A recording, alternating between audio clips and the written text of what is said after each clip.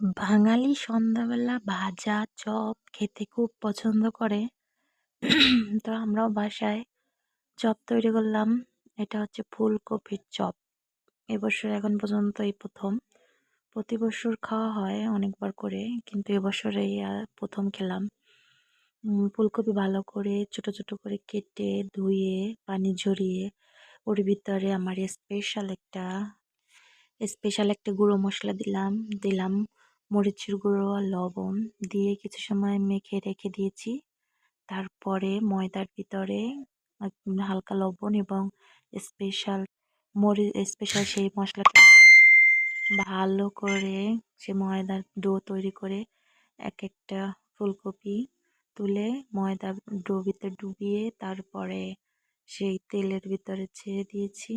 আর তারপর ঢেকে দিয়ে আস্তে আঁচে সুন্দর করে ভাজি করেছি। অনেক স্বাদ হয়েছিল, অনেক মজা হয়েছে। ধন্যবাদ।